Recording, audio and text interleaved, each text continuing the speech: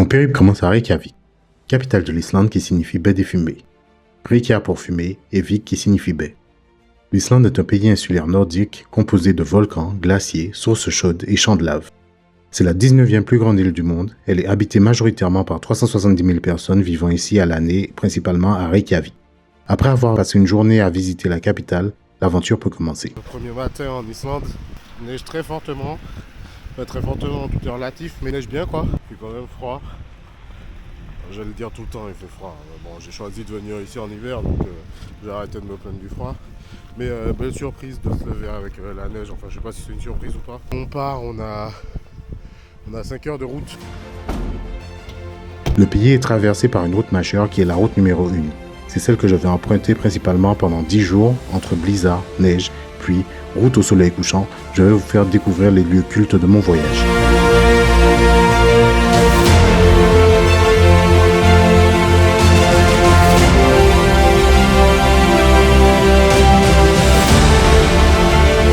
Je commence ce périple par le Cercle d'Or. Le Cercle d'Or comprend 3 points principaux. Le parc national de Þingvellir, inscrit au patrimoine de l'UNESCO, le champ géothermique de Geyser, avec le fameux Stókur qui rentre en éruption toutes les 10 minutes, et le site de Gullfoss. Parc national de Þingvellir, je sais pas si c'est comme ça qu'on dit, mais voilà, là on est entouré de neige. Vraiment, là il y a partout qui est blanc. C'est la première fois de ma vie que je me retrouve dans un environnement aussi blanc que ça.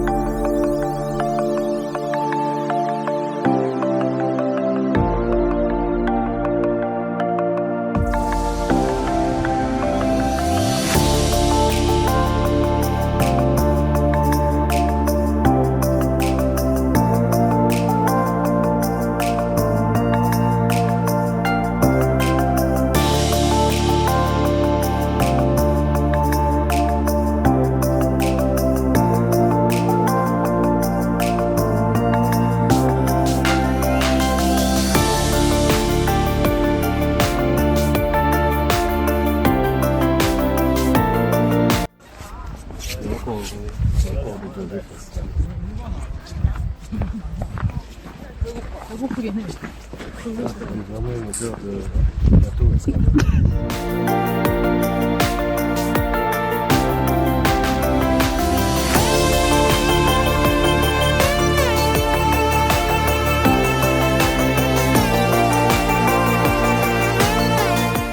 Alors, on a dormi là cette nuit.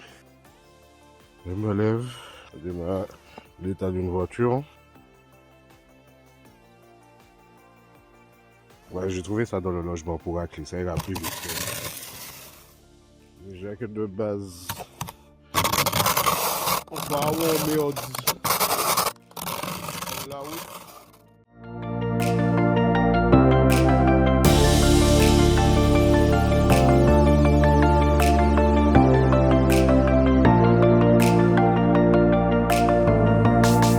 Là, on est arrivé à Seljalandsfoss.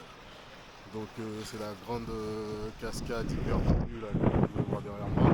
On va rester là un petit moment, il y en a plusieurs des cascades, je ne sais pas si vous allez voir mais il y en a sur tout le long. Faire 2-3 petits clichés, 2-3 petites vidéos drone et puis après ça on va bouger, on va direction Vik. Vik c'est tout au sud, on va avoir une grande plage de sable noir et puis...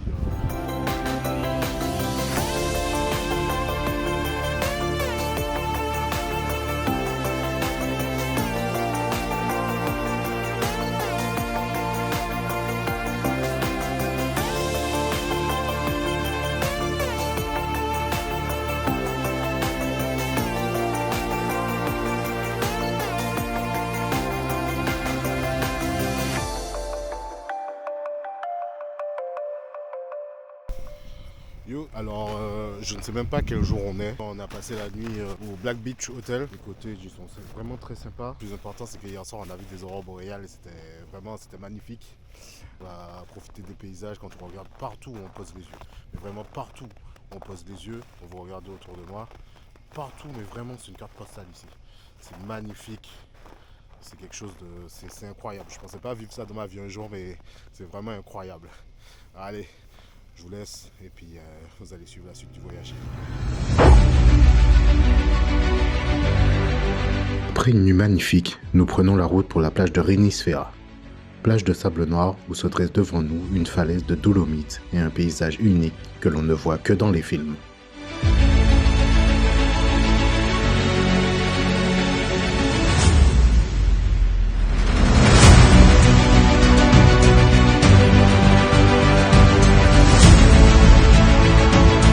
Après la plage de Renisfera, nous continuons sur la route du sud. Et après quelques heures de route, nous arrivons dans un lieu unique, le canyon de Flaugloor. Il y a 9000 ans, les immenses glaciers recouvraient l'ensemble de l'île. Petit à petit, ils se sont retirés, laissant apparaître un amas de roches friables. C'est suite à ce retrait qu'un lac s'est formé sur l'ensemble de la région. Des rivières glaciaires créèrent des cours d'eau à l'extrémité sud du lac, creusant les roches en créant ce fabuleux canyon, le canyon de Flaugloor.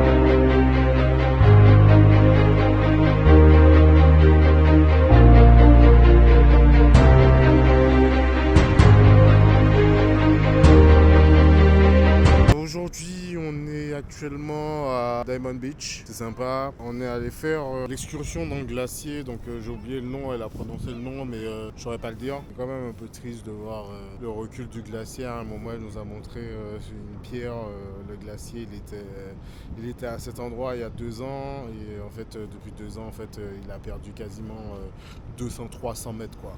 Donc c'est quand même impressionnant. Quand même très beau, c'est à faire. Ça fait partie du circuit un peu touristique qu'on fait, donc ouais, c'est à faire.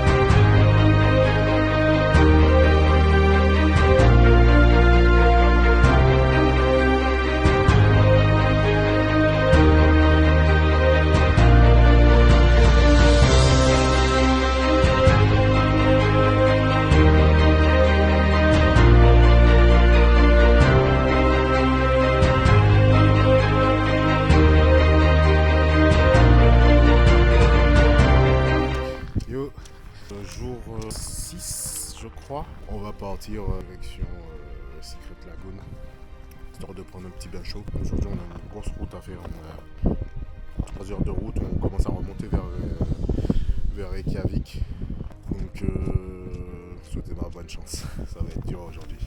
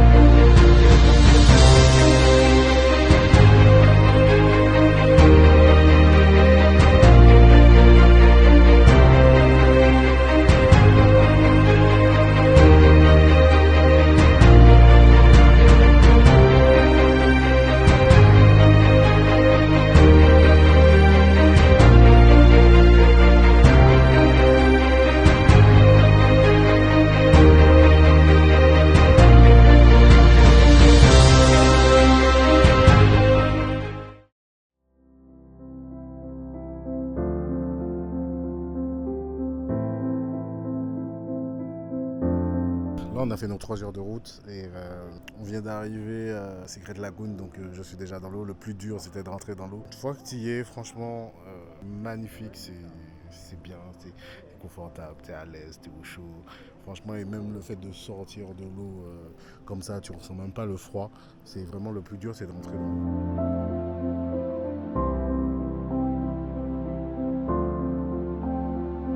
Le dernier jour, on est en train de retourner à Keflavik. Franchement, c'était un magnifique voyage. Je sais même pas quoi dire, tellement j'ai vu de belles choses. Le paysage était incroyable, que ce soit sur la route, que ce soit les sites que l'on a visités, tout ce que l'on a fait était vraiment incroyable. On en prend plein la vue. Là, c'était une expérience en hiver, donc pas beaucoup de temps de soleil, voire très peu même. Soleil de 10h à 15h30, 16h max. Donc ça laissait peu de temps pour faire pas mal de choses. Et puis il faut savoir que entre chaque activité, il y a quand même des temps de trajet qui sont assez longs, voire 1 heure et demie, voire des fois 2h30. Donc ça laissait pas beaucoup de temps pour faire les activités. Beaucoup roulé de nuit et beaucoup de neige sur la route aussi. Donc on ne pouvait pas rouler forcément à 90 km/h parce que 90 km/h c'est le max ici. Donc beaucoup de verglas, donc conditions assez compliquées, mais franchement très satisfait de mon voyage. Très satisfait de mon voyage. Je reviendrai en été pour voir un pays totalement différent, je pense, et faire autre chose aussi.